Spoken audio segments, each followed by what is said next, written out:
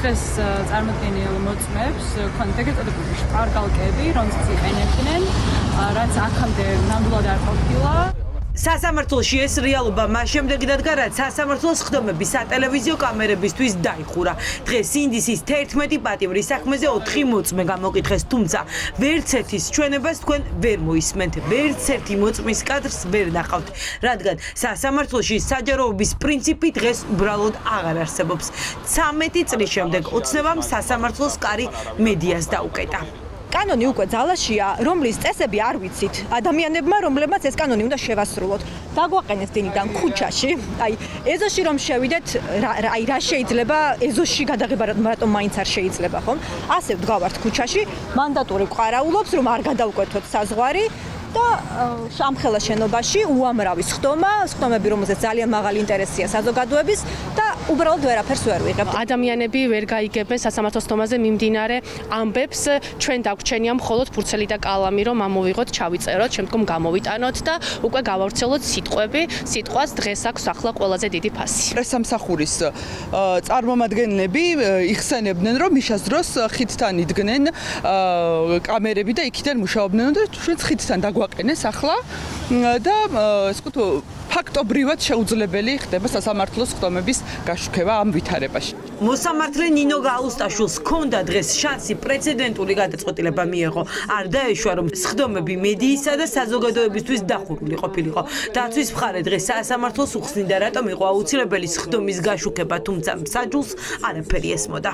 რეალობაში ვარ დღეს, რომ მედია საშუალებას არ უშუქება სასამართლოს დარბაზში, რაც რა თქმა უნდა დარღვევა არის საჯაროობის უფლების, ასევე რა თქმა უნდა იმ ბანკიერი პრაქტიკის, რომელიც წლების წინ იყო და რომელიც შეიცვალა. კომუნიკაცია, რომელიც უნდა დადგეს იუსტიციის საბჭოსა და მოსამართლეს შორის, დაესწროს თუ არა კონკრეტული მედიის საშუალება სასამართლო პროცესზე, ამის რეალურად წარმომადგენელი არ ყავთ განსაზღვრული.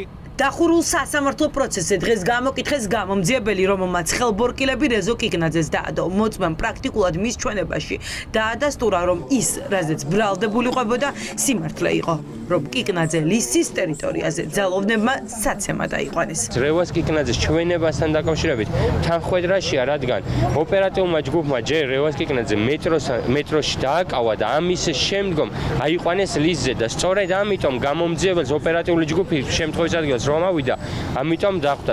სხდომაზე დღეს მოვუსმინეთ კაცს, რომელმაც მსახიობ ანდრო ჭიჭინაძეს ხელბორკილები დაადო. მთავარ მოწმედ მოყვანილმა გამომძიებელმა ჩვენება ანდროს წინააღმდეგ ვერ მისცა. მას არანაირი ინფორმაცია ამ საქმეზე არ აქვს. მეტიც ეგონა, რომ ადმინისტრაციულ სამართალდარღვევაზე იყო წარმოება დაწყებული და სწორედ ამიტომ გაუშვეს ჭიჭინაძესთან სახლში.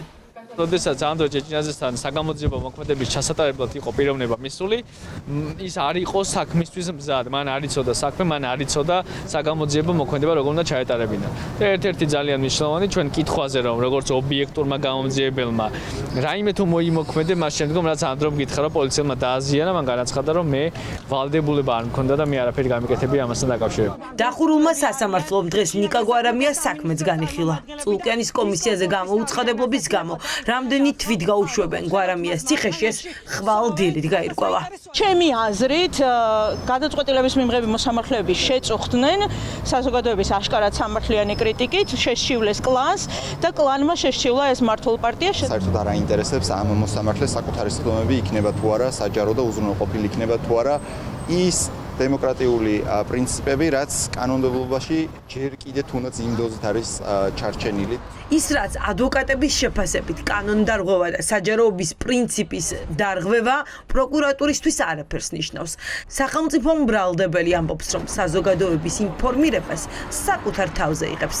კონკრეტულად რამდენი მნიშვნელოვანია საჯაროობა, იმიტომ რომ არ ვიცით როგორ უნდა გავაკეთოთ. ნახეთ, მოცემულ შემთხვევაში საჯაროობა უზრუნველყოფილი იქნება იმ კუთხით, თუ ჩვენ მხარეები შემდგომში თქვენ უშუალოდ მოგაწვდით ინფორმაციას და ჩვენ ამ ინფორმაციის მოწოდებასთან დაკავშირებით არანაირი პრობლემა არ გაგვაჩნია.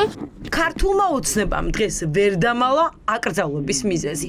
ივანიშვილის გუნდის წევრები ამბობენ, რომ სასამართლო პროცესებზე განვითარებული მოვლენების სატელევიზიო ეთერში ჩვენება ყველაზე მეტად აღიზიანებდათ. მედიის ყოფნა სასამართლოში ისევე როგორც დაშვება ფოტო, ვიდეო გადაღების უფრო მეტად ვიდეო გადაღების ემსახურება ერთ მთავარ მიზანს. დისკრედიტაცია მოახდინოს სასამართლოში და სასამართლოს პროცესზე განხილული საკითხი გადაფაროს პერფორმანსი. დღევანდელმა დღემ აჩვენა, რომ კანონი სწორედ იმის გამო შეცვალეს, რომ ვერ ნახოთ რა ხდება სასამართლო დარბაზებში. თქვენი ყურადღების მიღმა დარჩეს პროკურატურის მიყვანილი მოწმეების პასუხგაუცემელი კითხვები, იდენტური ჩვენებები, კარნახი დაკითხვის დროს და უხერხულ მდგომარეობაში ჩავარდნილი მოსამართლეები.